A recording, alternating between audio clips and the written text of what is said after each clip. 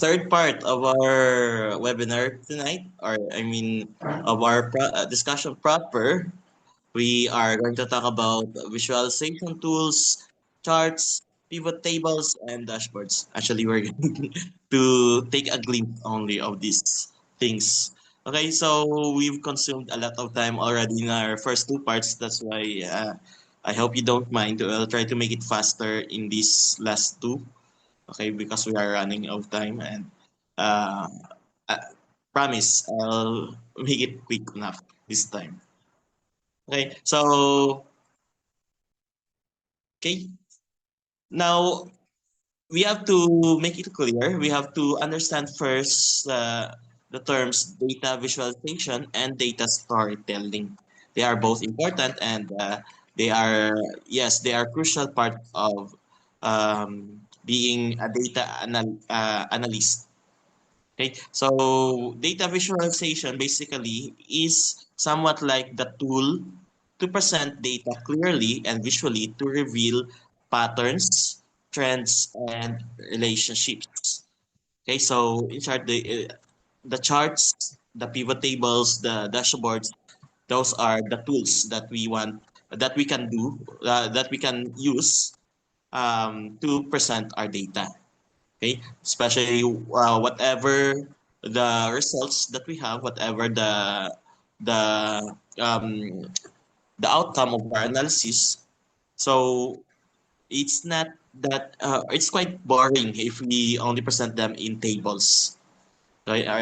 Or in tabular forms, or even in textual forms. So it will be more acceptable, more presentable if we present them in the form of these tools. Okay, but the question is, so what if you have these visualization tools? So what if you have all these charts, these diagrams, these what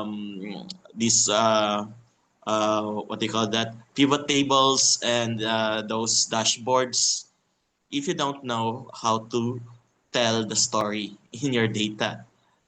Okay, so data storytelling is now the skill that we need to create a compelling narrative that explains what the data means, why it matters, and what action to take. So basically, we are trying to make sense of what we have come up with. Okay, so it answers the question, so what? Okay, so what if we have all those things, these things, these colorful images that we have here, whether you choose a column, a line, a pie, a bar, area, and so on, or a combination of these, and you have some fancy ways to present your data. If you don't know, if you don't do it in a way that it tells a compelling story, compelling narrative, so that the audience will be able to capture what do you want to tell them. Okay, so that's data storytelling. It's one way you know how to use your tools. It's another way, it's another thing that you have the skill to present them, okay, in the best way that you can. Okay, so since we don't have much time here, you can take a screenshot of this. Actually, I only got this from Google search, Google image search. So there are so many types of charts, and actually, in our video also later, in one of our videos, you'll see a few guides also. Okay, so um, one of the or we really start with what would you like to show? So based on your data storytelling, what do you want to show with your data? Okay, so are you trying to show a comparison? So are you trying to compare things like before and after, group A and group B, version 1 and version 2, or more? So then you can choose among these chart types. Or are you trying to show the distribution of your data? We're going to talk about this in a while. Like in the case of a few points or several so many points, a lot of points, or trying to show relationship between variables, between two variables, then These could be your options. Okay, so distribution or even the relationship. Okay, or you want to see outliers, so that's why you check the distribution. Or you want to see the composition, like which part takes the most parts, which component takes the most parts of your data, and so on. Okay, so in Excel, one good thing about Excel is when you go to insert charts, there's an option for you to check the recommended charts. So I highlighted a certain data set, and here are four of the recommended chart types of Excel. So the good thing is with that, Excel knows how to narrow down your choices. Okay, so now highlight ko lang, line chart basically, as said here, line chart is used to display trends over time. So specifically these are for especially if you want to tell something about historical data. So at first, it has this measurement, it has this value, and then on the second part, it becomes like this, third, fourth part, and then the last part. So there's history. There's a chronological order of your data. So with that, you use a line chart. Okay, but if you are just comparing things like which one is higher, which one is lower, so you can use either a clustered column or a stacked column. So clustered column, as you can see, if you have two things like the blue and the orange data sets, you try to compare them, especially chronologically or in a certain sequence, then you can have clustered column. Used to compare values across a few categories. Use it when the order or categories is not important.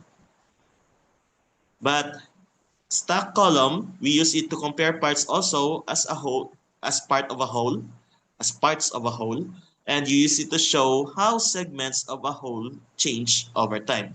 Meaning, for example, in this part, in the first one, I'll try to zoom it in. Okay, this one, the blue and orange are stacked on each other. I don't know how to describe it. So, as you can see, there are more blue area. There's more blue area than orange. So at this point, we can see that there's more blue. This part is higher than the other one. While there are times that the orange one is higher than the blue one. So at least you can see at which point did the distribution change. Like instead of the blue having the greater part, the orange now has the greater part. Or maybe just like in this case, there's no blue part. We only have orange. Okay, so at least you'll see the comparison better. Unlike here, in the clustered one,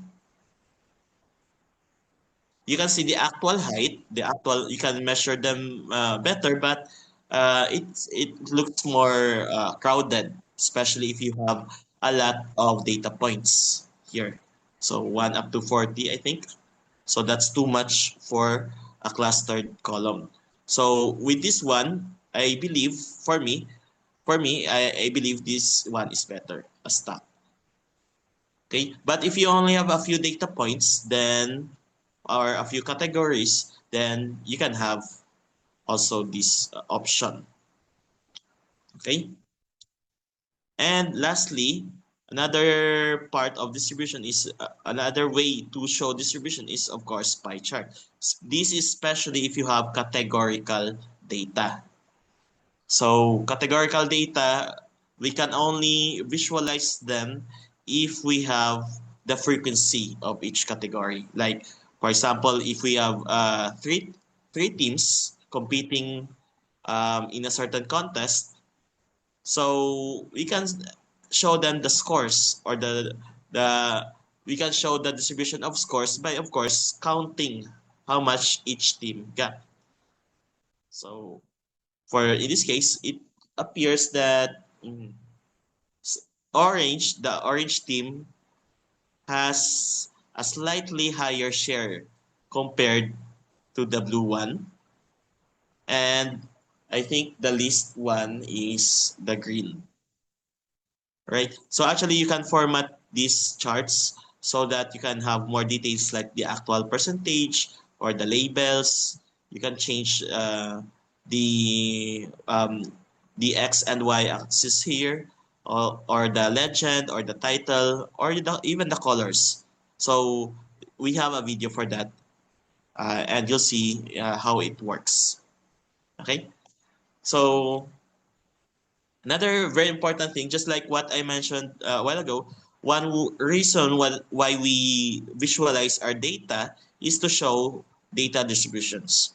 So if we have, um, um, we can make use of histograms actually to see whether our data is normal or skewed to the left or to the right.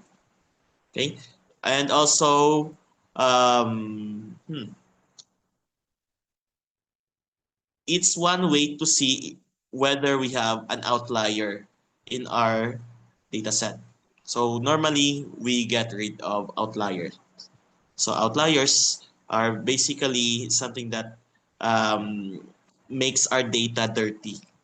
So that means when we clean our data, when we perform data cleaning, one of the things we get rid of is the outlier or the outliers. So aside from histograms, we can also make use of box and whisker plots. In short, box plots, where we can see these parts. Okay, so we have the IQR, the interquartile range, which is the difference of the third and the first quartile. So what's a quartile, by the way? So in this box plot, we have the minimum value in our data set and the maximum value in our data set, except for the outliers. The outliers are also part of our data set, but they are too far from most of the other values. Okay, so um, at the center, as you can see, this is okay. Our minimum, from the minimum up to here, this is our first quartile. So the first quartile is shown as the lower whisker. Just like imagine this as the top view of a cat, head of a cat. So the cat has left and the right whisker. Okay, so um, try to rotate this, and you see that this part is the right whisker is the first quartile, while the left whisker is the fourth quartile. Okay, so first quartile, it is here. And the second quartile is already part of the block or the box up to this mean part. So the mean is somewhere here. For this data set, the mean is somewhere here. So meaning there are more values that fall within the second quartile compared to the other quartiles. So because the third quartile only has this part, and the fourth quartile, they are just a few, but they are distributed in different parts. Okay, so again, the entire measurement of our box is called our interquartile range, which is just the difference between the third quartile and the first quartile. Okay, so um, the the tip of our upper whisker is around 1.5 times IQR. So, or the interquartile range. So just multiply it by 1.5. It exceeds that number, then that's already an outlier. Okay? So meaning this point is 1.5 times IQR.